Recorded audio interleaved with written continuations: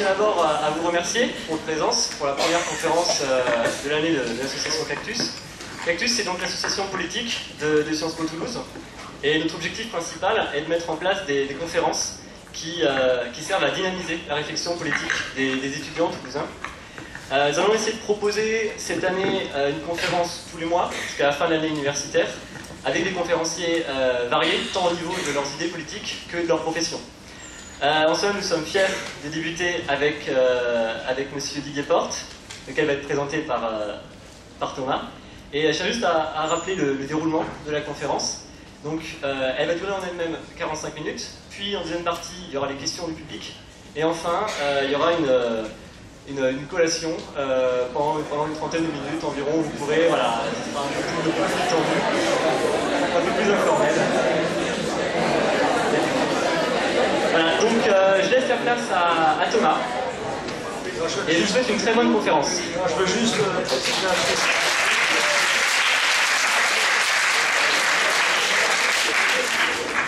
alors, juste dire, ça ne sera pas une conférence. Hein. Je suis incapable de faire une conférence. Je me suis renseigné pour savoir s'il y avait un que sais-je sur la question.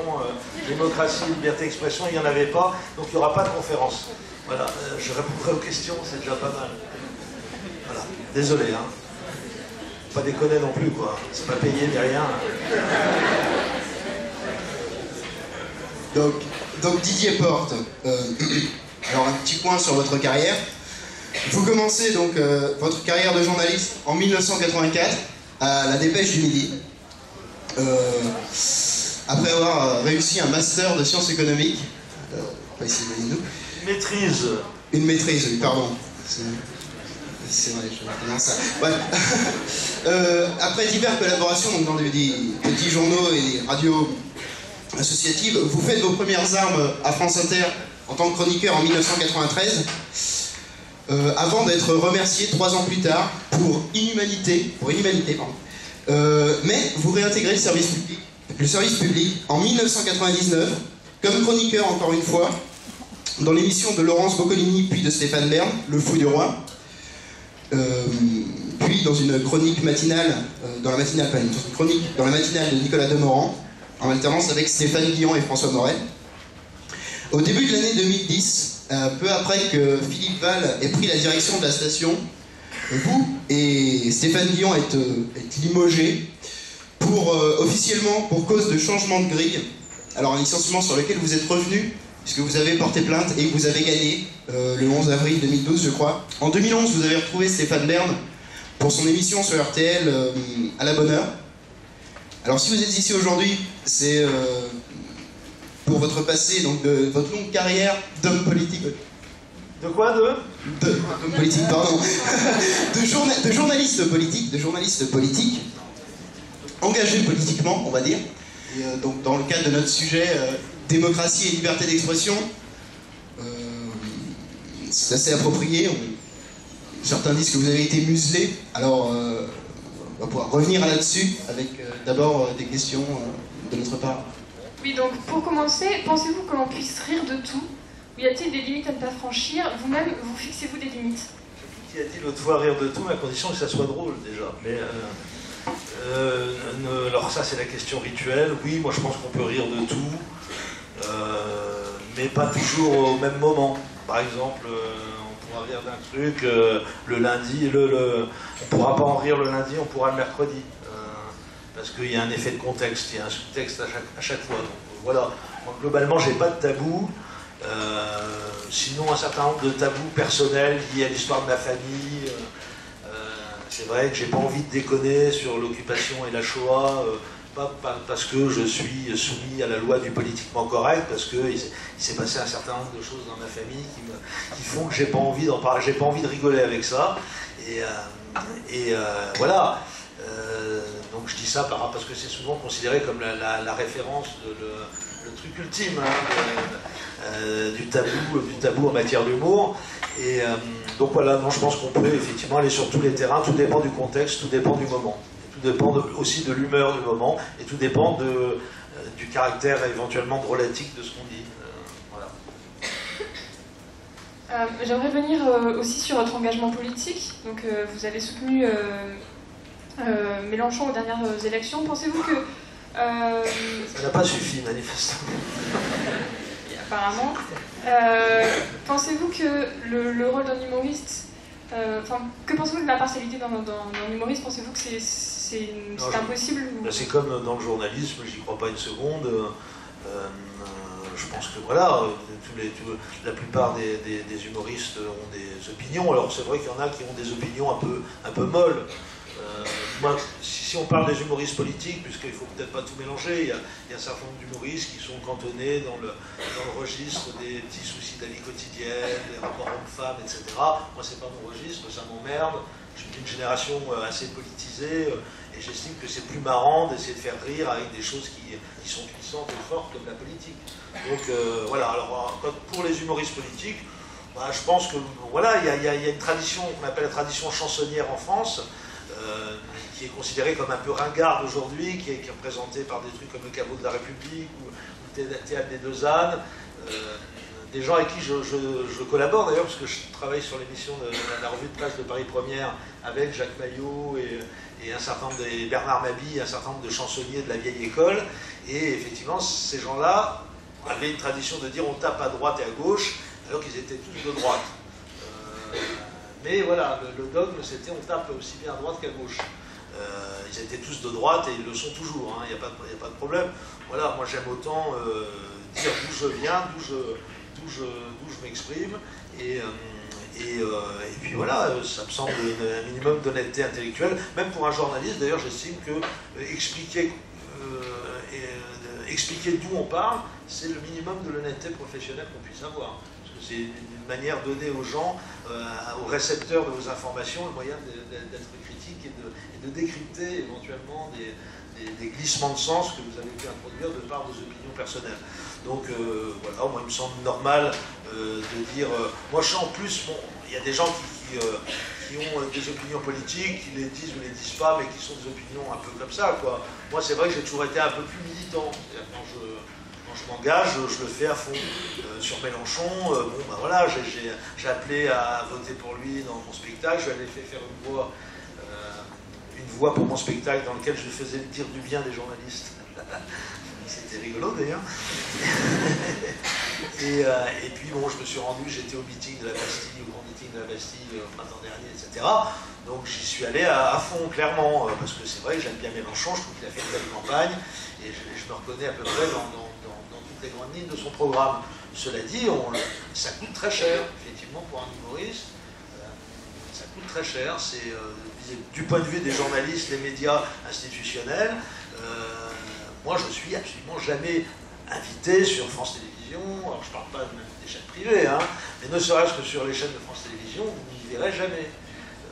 C'est, à mon avis, beaucoup lié à ça. Alors, il y a plein d'autres gens qui ne sont pas invités, qui ont du talent, qui ne sont pas invités sur les chaînes de télé. Il y a aussi un problème de notoriété, etc. Mais compte tenu de ma notoriété, de la petite notoriété que j'ai pu acquérir en me faisant virer de France Inter, et ben aujourd'hui je suis absolument, sinon blacklisté, en tout cas je peux penser l'être sur les chaînes publiques, alors qu'il y a suffisamment de gens qui viennent me voir en spectacle pour avoir le droit d'être informés de la création d'un nouveau spectacle ou du passage dans telle ville ou à tel moment. Donc effectivement on risque de le payer cher. Je pense que moi je le paye en tout cas. Vous dites que vous êtes blacklisté, pensez-vous que c'est une précaution des dirigeants de France Télévisions ou que ça vient directement d'une certaine pression du gouvernement et du pouvoir? Non, ça ne vient pas du gouvernement, en l'occurrence, non, ça vient de la censure des chaînes qui sont... mais bon, il faut connaître le fonctionnement des chaînes de télévision aussi.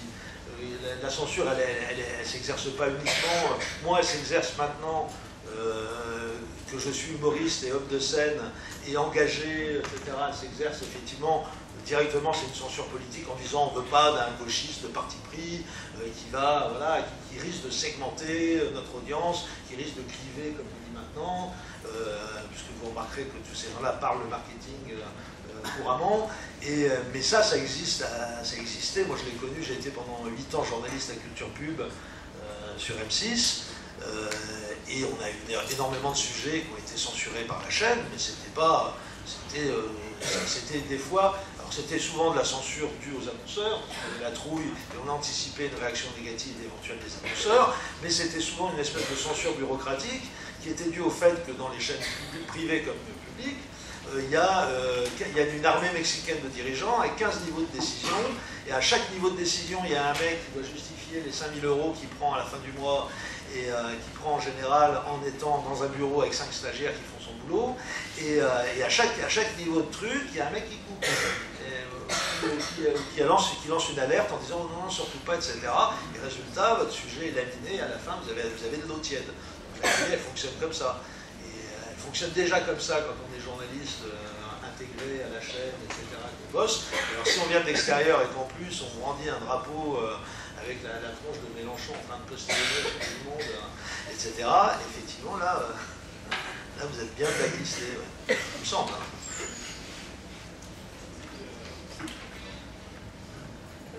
Hein. La censure continue.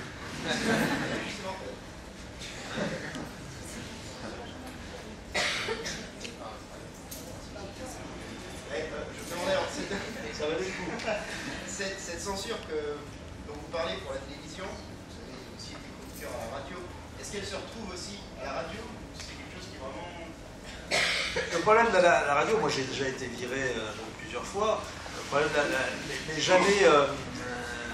j'ai trouvé la dépêche du midi très vite aussi, je ne sais pas si je l'ai dit, c'est à préciser. Non, pour rassurer les gens quand même. Et à la radio, on n'a jamais relu un de mes papiers.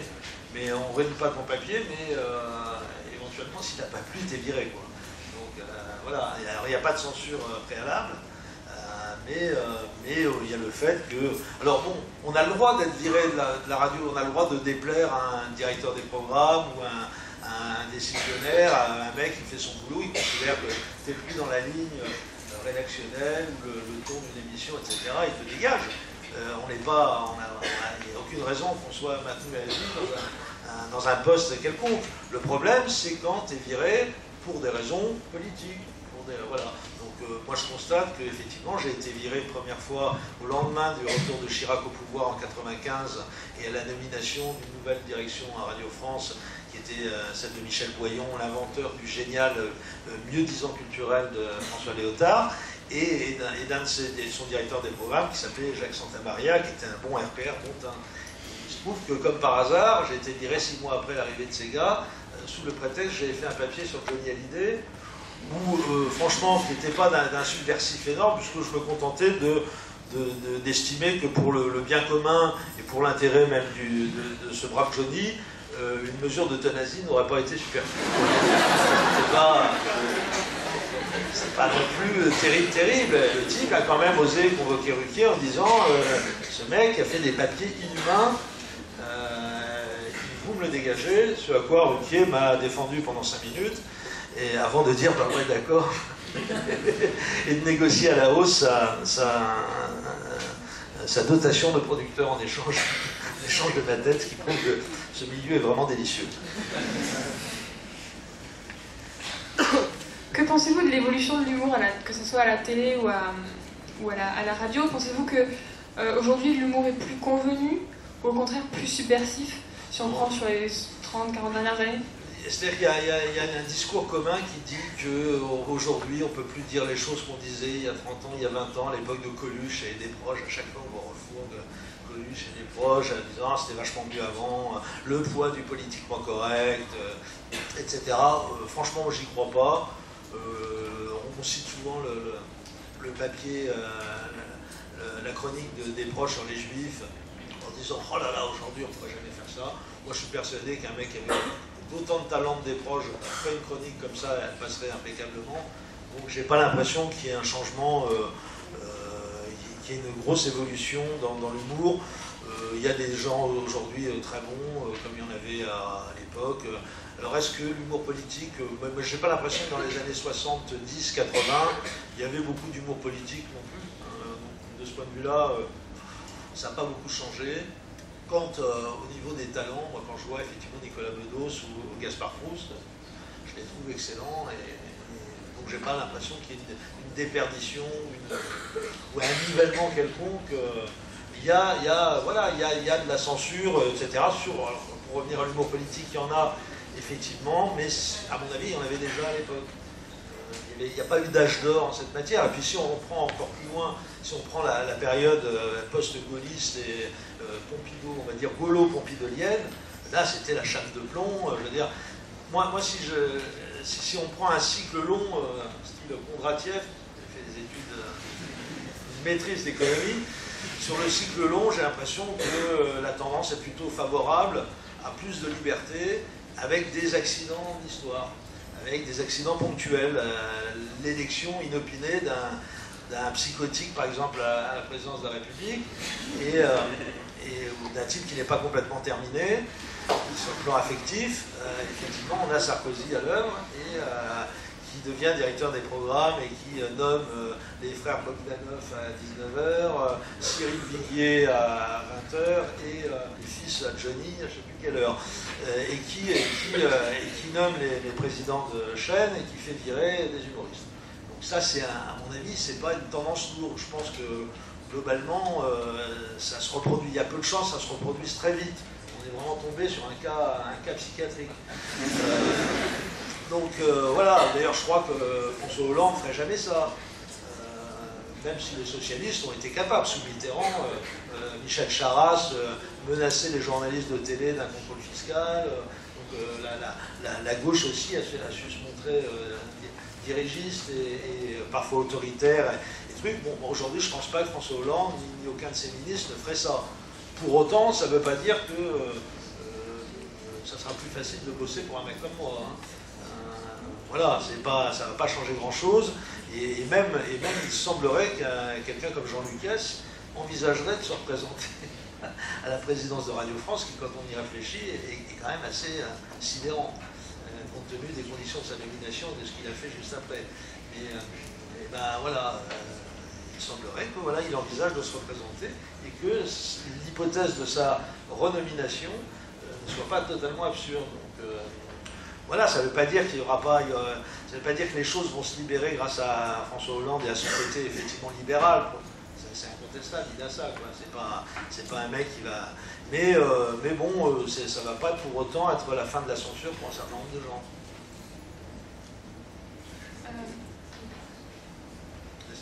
C'est ouvert, Vincent.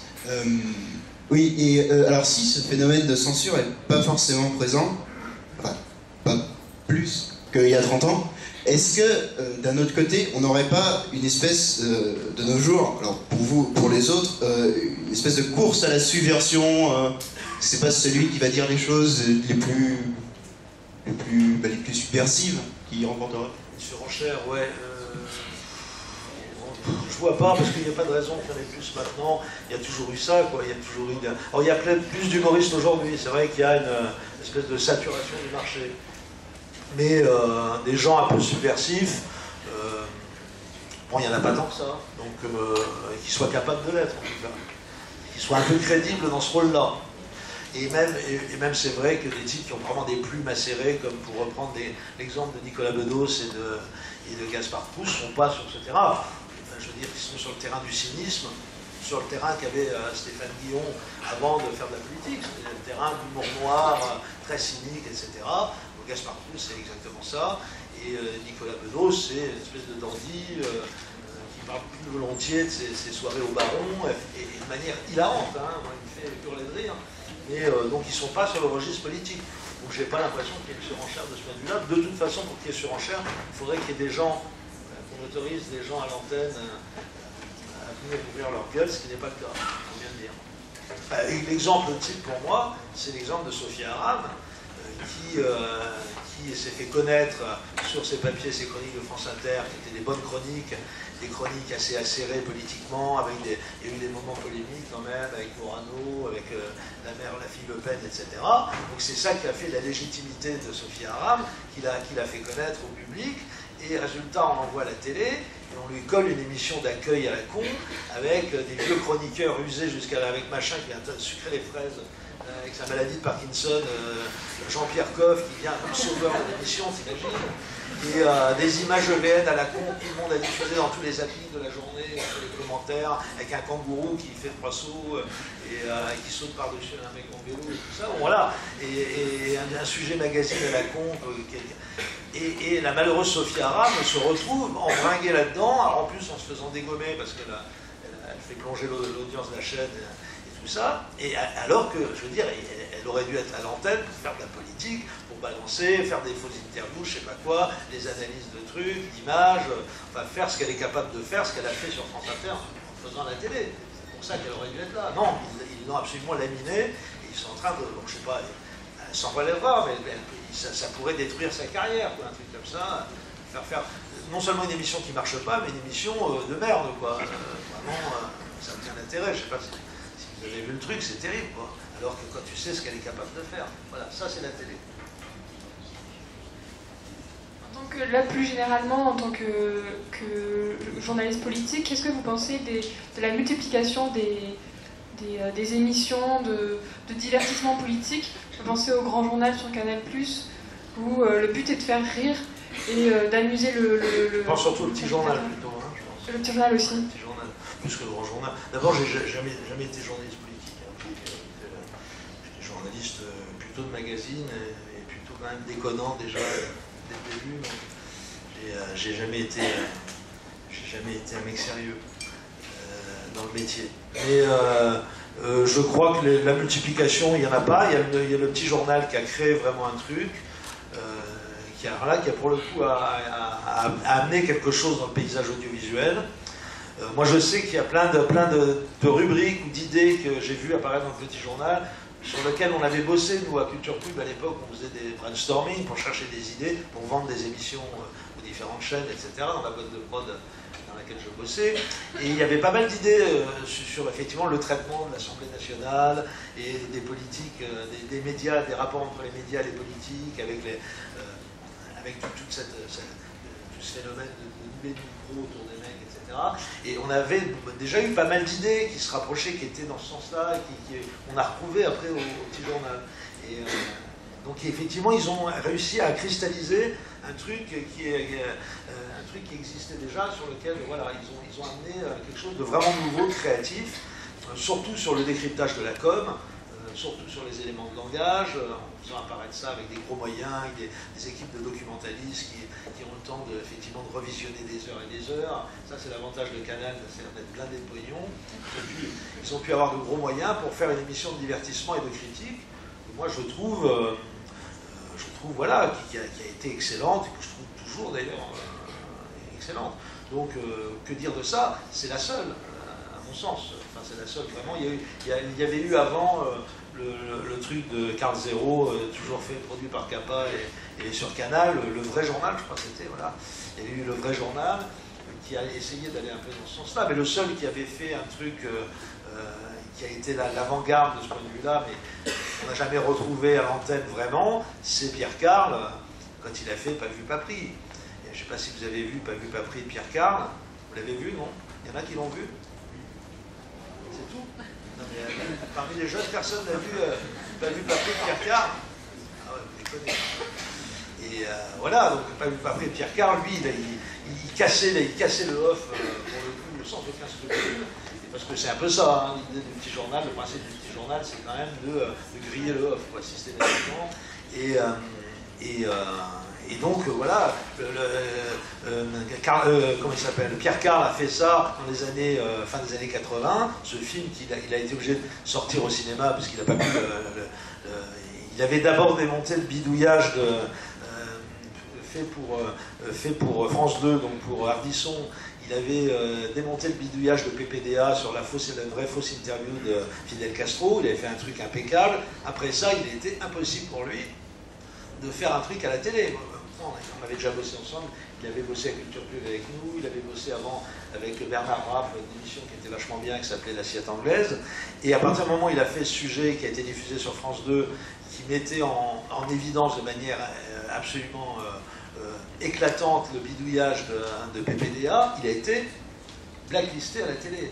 Et il a fait ce film Pas vu, pas pris pour raconter un peu autour de ça. Alors, parce qu'il y a eu un autre truc, il a diffusé aussi une image, une interview off, un dialogue off entre François Léotard et Étienne Moujotte, et qu'il a eu par satellite. Parce que effectivement, les voix étaient diffusées par satellite, et donc c'était une conversation privée. Autour de ça, il a fait des interviews, fait parler des autres journalistes, etc. Il a fait un sujet qui n'a été jamais diffusé par aucune chaîne de télé, qui a été refusé par Canal. Canal, en plus, a refusé de le diffuser, et qui a été diffusé dans le circuit cinématographique, qui s'appelle Pas vu, pas pris. Voilà. C'est le seul truc vraiment critique. Le petit journal a bénéficié de ça, en reprenant un peu cet esprit-là, et en le pacifiant, et en le rendant beaucoup moins critique, subversif, que l'était Pierre Carme.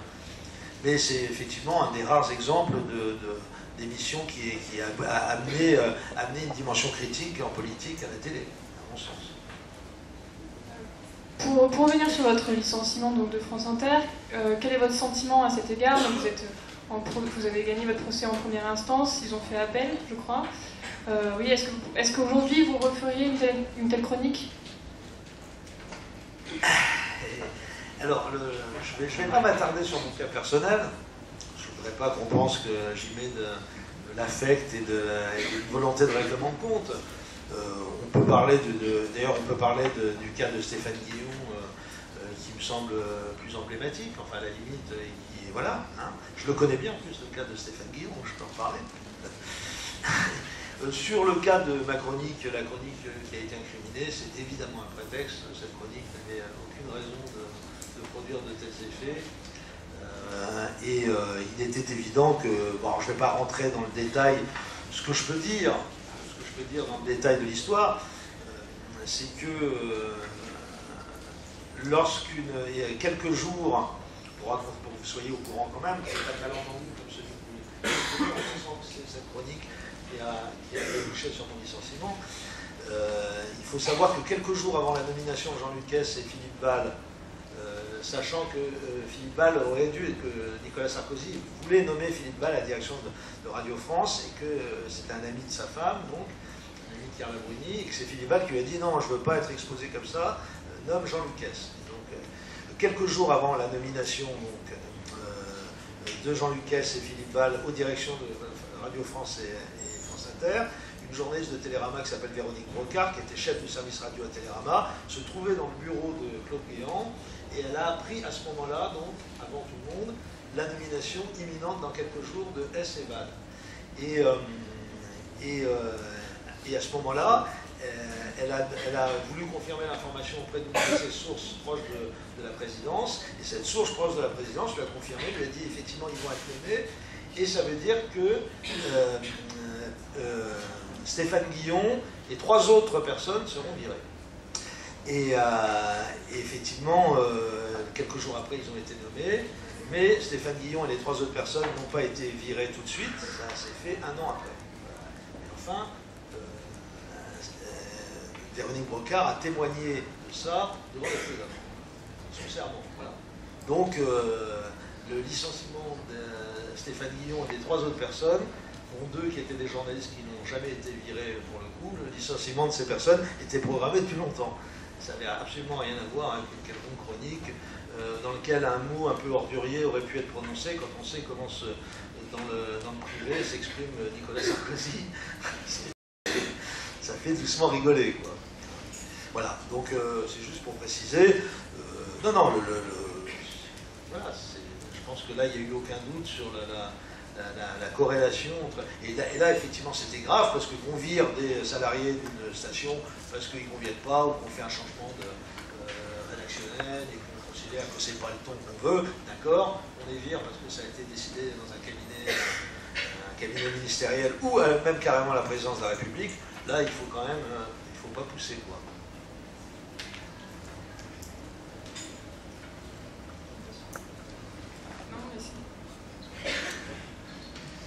Une dernière question peut-être avant de passer au débat avec l'assistance. J'aimerais revenir sur votre engagement politique. Est-ce que vous pourriez songer à vous engager en politique enfin, je veux dire, à être candidat pour une élection? Une sorte de Pepe Grillo. Je commence à prendre le gabarit un peu, ça va, mais Je pourrais, j'imagine mal, me soumettant à des contraintes d'appareil, c'est-à-dire que je suis quand même un petit peu rétif fondamentalement aux formes d'autorité en général, compte tenu du nombre de fois où j'ai été viré de partout. Donc je crains un peu que les contraintes quand même liées à le caporalisme qui peut régner dans une formation politique ne conviennent pas tout à fait à mon mode de fonctionnement. Mais je respecte énormément ce qu'ils font. Et si je me moque des politiques, j'estime que voilà, ça fait partie de notre boulot, et ça fait partie du leur aussi de s'en prendre un peu plein la gueule.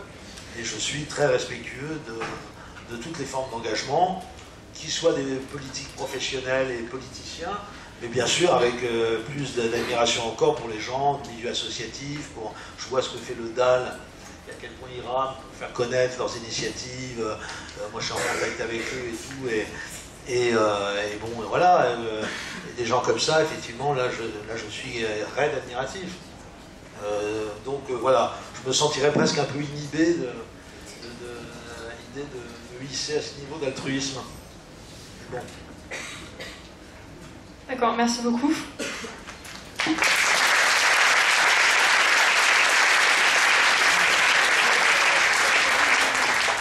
On sent que vous avez bien fait chier quand même, non? Ça va? Donc on va passer à la deuxième partie de la conférence. Si vous avez des questions, un micro va circuler.